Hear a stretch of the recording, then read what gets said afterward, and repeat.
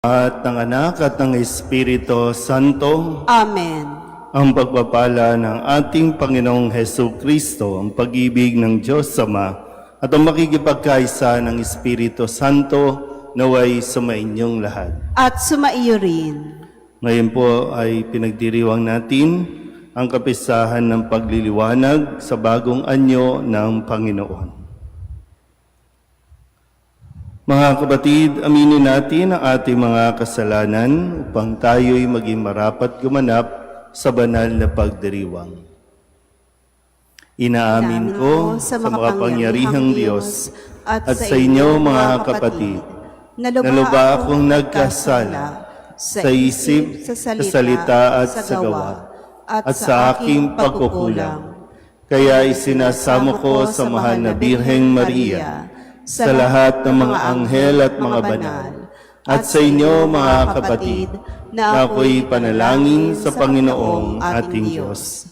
Kaawaan tayo ng makapangyarihang Diyos, patawarin tayo sa ating mga kasalanan, at patnubayan tayo sa buhay na walang hanggan. Amen.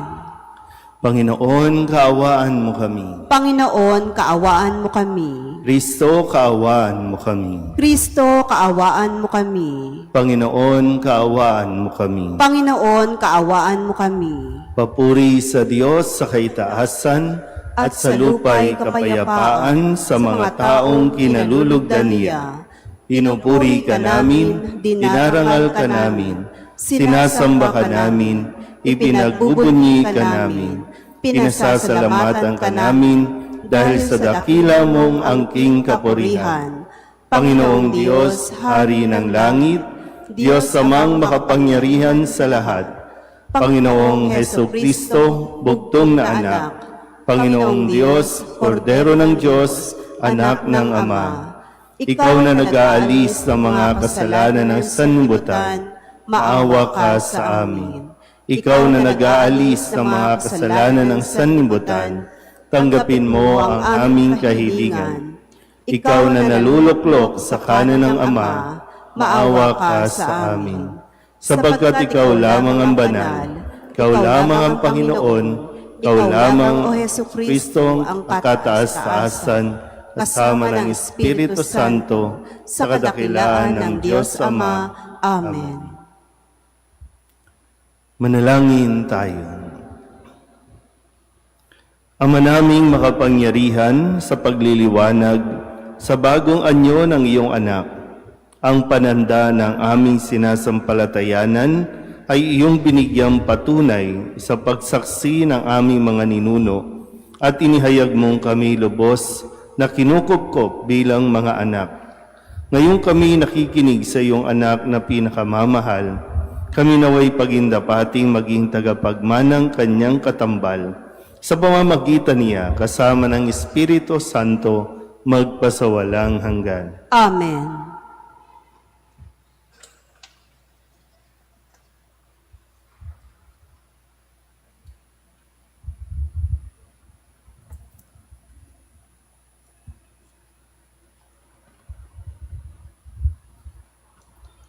Pagbasa mula sa aklat ni Propeta Daniel.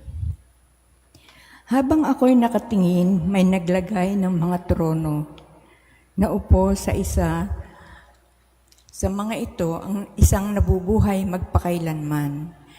Kumikinang sa kaputian ang kanyang kasuotan at parang lantay na lana ang kanyang buhok. Ang trono niya ay nagniningning. Ang mga gulong nito ay apoy na nagliliyab. Waring agos ng tubig ang apoy na bumubuga mula sa trono. Ang naglilingkod sa kanya ay 1,000,000, bukod pa sa milyon-milyong nakaantabay. Humanda na siya sa paggawad ng hatol at binuksan ang mga aklat. Patuloy ang aking pangitain. Ang nakita ko naman ay isang tila taong nakasakay sa ulap. Bumaba ito at lumapit sa nabubuhay magpakailanman. Binigyan siya ng kapamahalaan, ng karangalan at ng kaharian.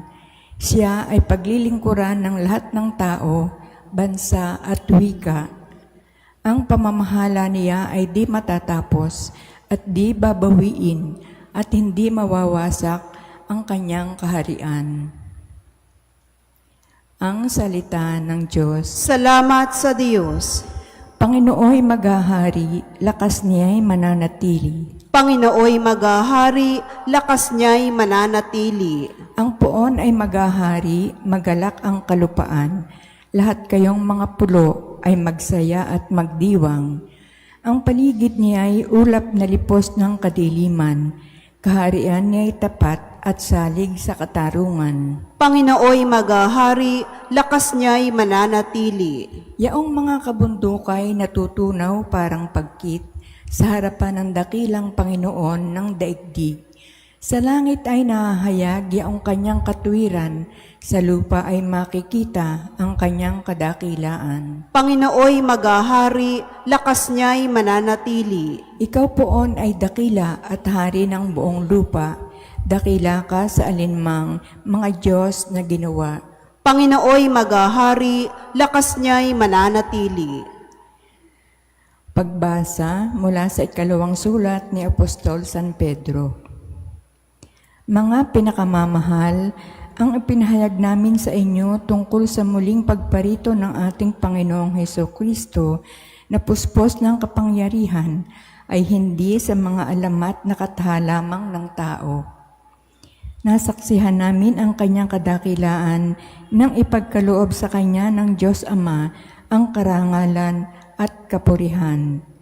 Ito'y nangyari nang marinig ang tinig mula sa dakilang kaluwalhatian ng langit. Ito ang pinakamamahal kong anak. Siya ang lubos kong kinalulugdan. Narinig namin ito sapagkat kami kasama niya sa banal na bundok. Kaya naman lalong tumibay ang aming paniniwala sa ipinahayag ng mga propeta. Makabubuting ito'y pag-ukulan ninyo ng pansin sapagkat ang nakakatulad nito ay isang ilaw sa karimlan na tumatanglaw sa inyo habang sa mamanaag ang araw ng Panginoon at ang sinig ng tala ng umagay maglagos sa inyong puso. Ang salita ng Diyos. Salamat sa Diyos.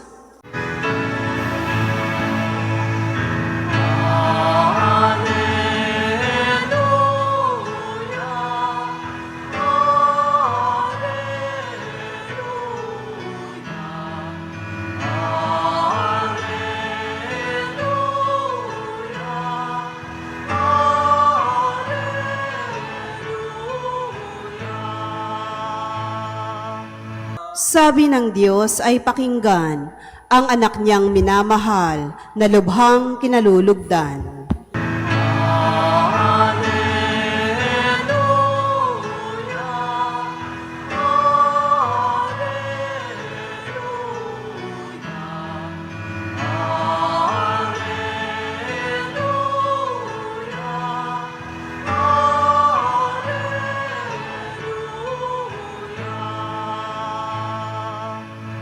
Sumainyo ang Panginoon. At sumaiyo rin. Ang mabuting balita ng Panginoon ayon kay San Lucas. Papuri sa iyo, Panginoon. Noong panahong iyon, umakyat si Jesus sa bundok upang manalangin. Isinama niya sina Pedro, Juan at Santiago. Samantalang siya'y nananalangin, nagbago ang anyo ng kanyang mukha. Nagningning ang kanyang kasuotan na naging puting-puti. Di kaginsa-ginsay, lumitaw ang dalawang lalaki, sina Moises at Elias, na napakitang may kaningningan at nakipag-usap sa kanya. Pinag-usapan nila ang nalalapit na pagpanaw ni Jesus na magaganap sa Jerusalem. Tulog na tulog si Pedro at ang kanyang mga kasama, ngunit sila'y biglang nagising at nakita nila si Jesus na nagniningning at ang dalawang lalaking nakatayo sa tabi niya. Nang papaalis na sa tabi ni Jesus ang mga lalaki, sinabi ni Pedro, "Guro, mabuti pa'y dumito na tayo. Gagawa po kami ng 3 kubol, Isa sa inyo, isa kay Moises, at isa kay Elias. Ang totoo'y hindi niya nalalaman ang kanyang sinasabi. Nagsasalita pa siya nang matakpan sila ng isang ulap at sila'y natakot. At may isang tinig mula sa alapaap na nagsabi, "Ito ang aking anak, ang aking hinirang. Siya ang inyong pakinggan." Nang tumigil ang tinig, nakita nilang nag-iisa na si Jesus. At hindi muna sinabi ng alagad kanino man ang kanilang nakita. Ang mabuting balita ng Panginoon. Pinupuri ka namin, Panginoong Heso Kristo. Isang magandang umaga po sa inyong lahat. Ngayon po ay August 6 at ating pong pinagdiriwang ang kapistahan ng pagliliwanag sa bagong anyo ng Panginoon o ang tinatawag nating Transfiguration, ang pagbabagong anyo ni Jesus. Sa ating pong pananampalataya, mahalaga na ating pong tinutuklas o patuloy na inaalam ang ilang mga bahagi tungkol sa ating pong pananampalataya, lalo tigin ang tungkol sa ating Panginoong Heso Kristo.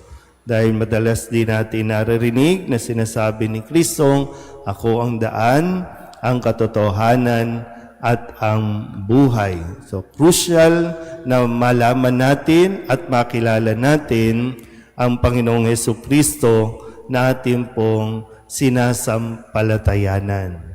Hindi lang po tayo hingi lang ng hingi sa ating Panginoong Heso Kristo. Hindi lang tayo nagdadasal para pagalingin tayo kasi paano ba at ano ba ang pagkilala natin sa ating Panginoong Heso Kristo. Dapat yon inaasahan din sa atin bilang mga Katoliko na pinalalalim natin ang ating pagkilala sa ating sinasampalatayanan.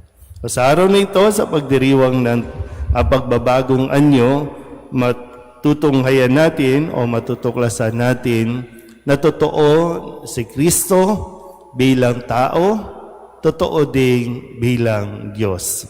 Naranasan ito at nakita ng mga unang mga apostol na Pedro, Juan at Santiago, yung pagka-Diyos niya, yung divinity, yung pagiging divine ni Kristo ay kanilang natunghayan.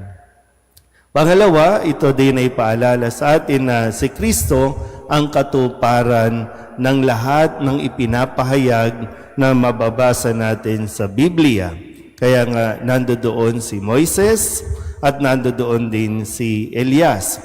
Si Moises ang binigyan ng kautusan, kaya si Kristo ang katuparan ng kautusan.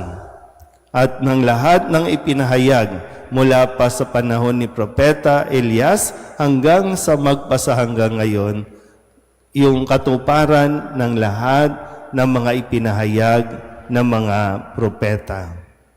Pangatlong bahagi na kailangan natin pong unawain, lalo tigit, yung paalala sa atin, mahalaga na pinakikinggan natin si Kristo sa kanyang mga itinuturo, iniaaral para sa lahat.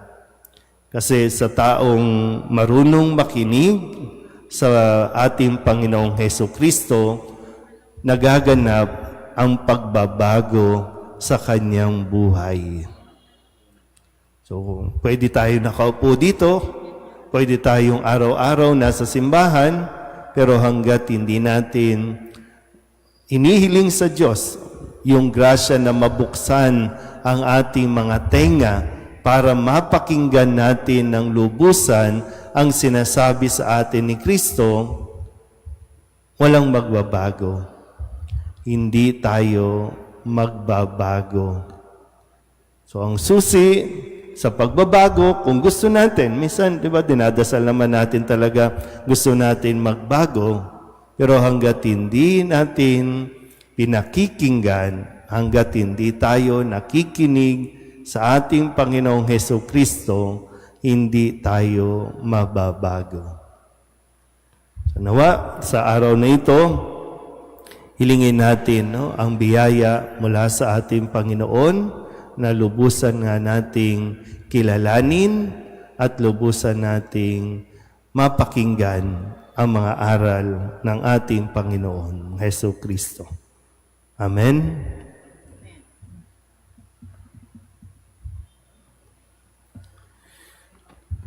Sa pagbabagong anyo, inihayag ng Ama ang kaluwalhatian ng kanyang anak. Hindi natin nakikita ngayon ang kanyang kaluwalhatian, subalit sa ating paghihintay sa kaharian, manalangin tayo sa Ama sa ngalan niya. Ang ating pong itutugon, Panginoon, dinggin mo ang aming panalangin. Panginoon, dinggin mo ang aming panalangin.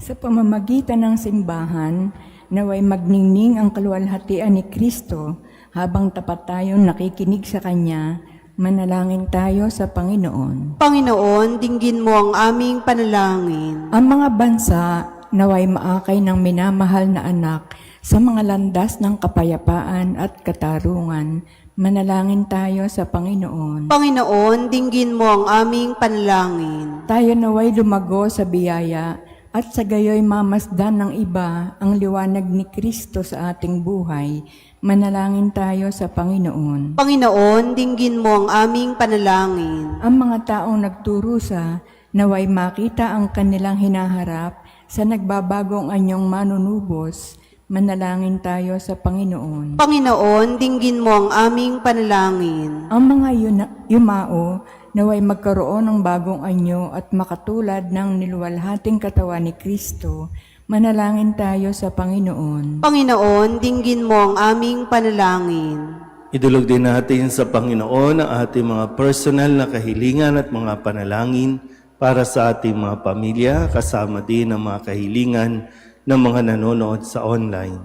Lahat ng mga misang pasasalamat, special na intensyon, agarang paggaling ng mga may sakit, tang lahat ng mga kaluluwa na hiniling na ipagdasal sa misang ito.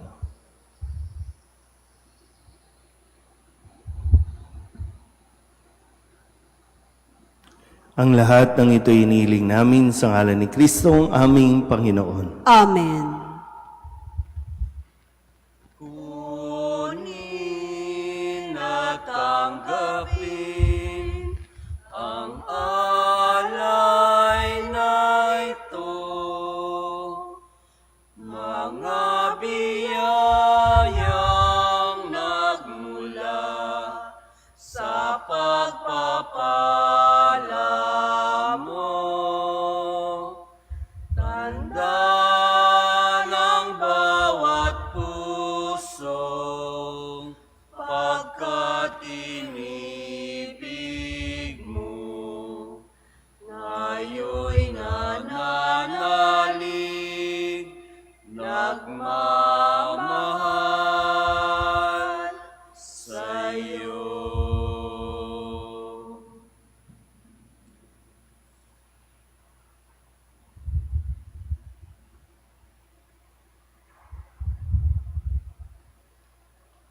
Manalangin kayo mga kapatid upang paghain natin ay kalugdan ng Diyos Amang makapangyarihan. Tanggapin nawa ng Panginoon itong paghahain sa iyong mga kamay, sa kapurihan niya at karangalan, sa ating kapakinabangan, at sa buong sambayanan niyang banal. Ama naming lumikha, ang mga hain namin naway, maging banal sa liwanag ng bagong anyo ng anak mong mahal. Ang kadilimang dulot ng kasalanan sa amin ay maparam nawa sa sinag niyang maningning, sa pamamagitan niya kasama ng Espiritu Santo, magpasawalang hanggan. Amen. Sumainyo ang Panginoon. At sumairi. Itaas sa Diyos ang inyong puso at diwa. Itinaas na namin sa Panginoon. Pasalamatan natin ang Panginoong ating Diyos. Marapat na siya ay pasalamatan. Ama naming makapangyarihan, tunay ngang marapat na ikaw ay aming pasalamatan sa pamamagitan ni Jesucristo na aming Panginoon. Ipinakita niyang siya'y maningning habang ang mga piling alagad ay nakatingin. Pinuspos niya sa kaliwanagan ang katawan niyang di iba sa karaniwan. Dito'y pinawi niya ang pangamba't takot ng mga alagad sa magaganap sa krus. Dito'y inilahad niya sa kanyang sambayanan na magliliwanag ang tanang kanyang pinangunguluhan. Kaysa ng mga anghel na nagsisiawit ng papuri sa iyo na walang humpay sa kalangitan, kami nagbubunyi sa iyong kadakilaan.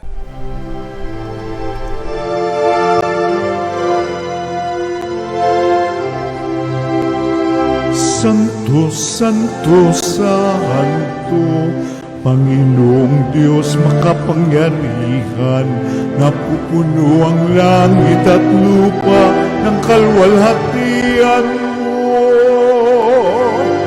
Hosana sa kaitaasan,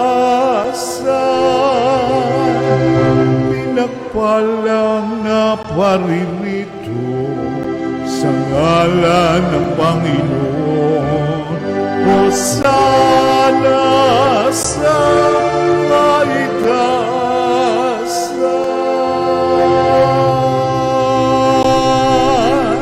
Ama naming banal, ikaw ang bukal ng tanang kabanalan. Kaya't sa pamamagitan ng iyong Espiritu, gawin mong banal ang mga kaloob na ito upang para sa aming maging katawan at dugo ng aming Panginoong Heso Kristo.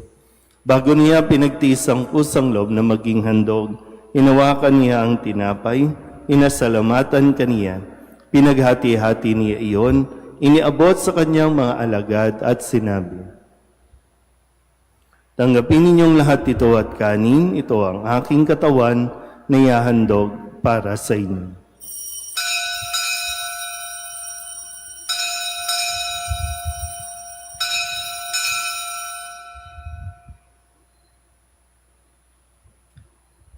Gayun din naman nung matapos ang hapunan, hinawakan niya ang kalis, muli kaniyang pinasalamatan. Iniabot niya ang kalis sa kanyang mga alagad at sinabi, "Tanggapin ninyong lahat ito at inumin. Ito ang kalis ng aking dugo, ng bago at walang hanggang tipan. Ang aking dugo na ibubuhos para sa inyo at para sa lahat sa ikapagpapatawad ng mga kasalanan. Gawin ninyo ito sa pag-alaala sa akin."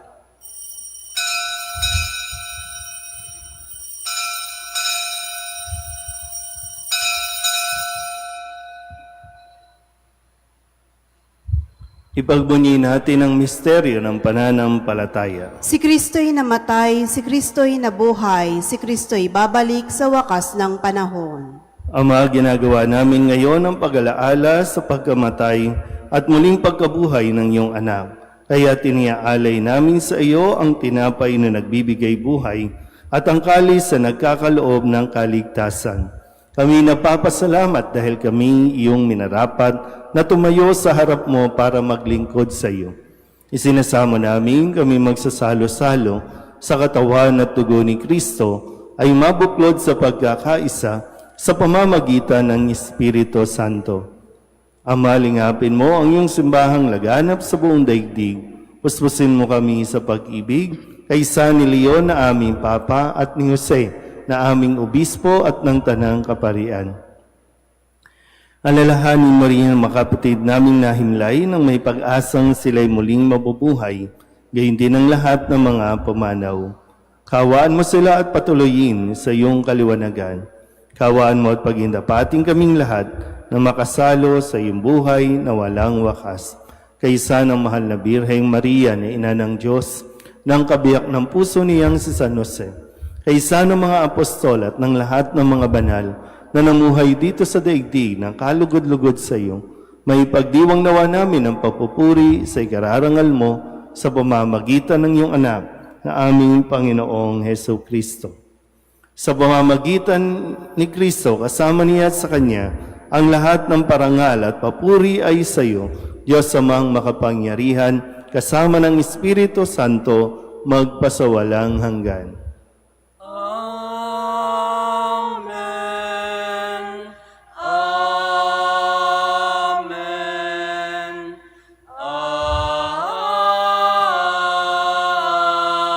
Amen. Sa tagubilin ng manakagagaling na utos at turo ni Jesus sa Panginoon natin at Diyos, ipahayag natin ang lakas loob.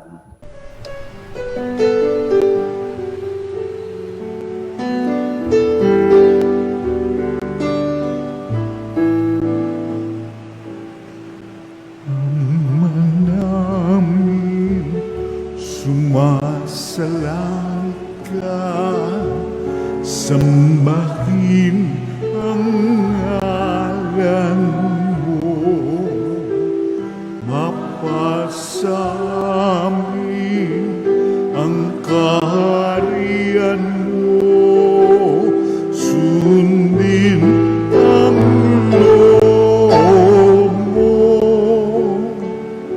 dito sa lupa para nang sa langit. Bigyan mo po kami ngayon ng aming kakanin sa araw-araw at patawarin mo kami sa aming mga sala para ng pagpapatawan namin sa nagkakasala sa amin. At huwag mo kaming ipagdulot sa tukso, at yadya mo kami sa lahat ng masama. Hinihiling namin kami iadya sa lahat ng masama, pagkalooban ng kapayapaan araw-araw, iligtas sa kasalanan at ilayo sa lahat ng kapahamakan. Samantalang aming pinananabikan ang dakilang araw ng pagpapahayag ng tagapagligtas naming si Jesucristo. Sapagkat iyo ang kaharian at ang kapangyarihan at ang kapurihan magpakailanman. Amen. Panginoong Jesucristo, sinabi mo sa iyong mga apostol, kapayapaan ang iniiwan ko sa inyo, ang aking kapayapaan ang binibigay ko sa inyo.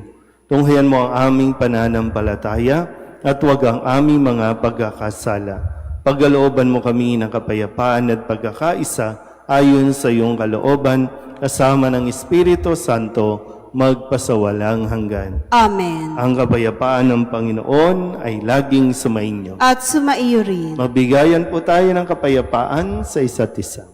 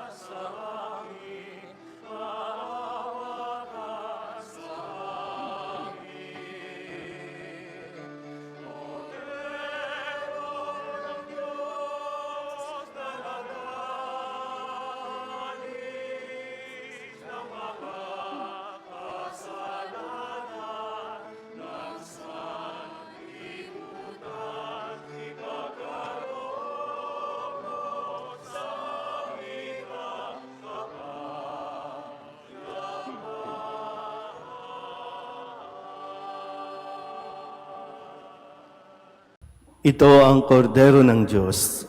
Ito ang nag-aalis ng kasalanan ng sanlibutan. Mapalad ang mga inaanyayahan sa kanyang piging. Panginoon, hindi ako karapat-dapat na magpatuloy sa iyo, ngunit sa isang salita mo lamang ay gagaling na ako.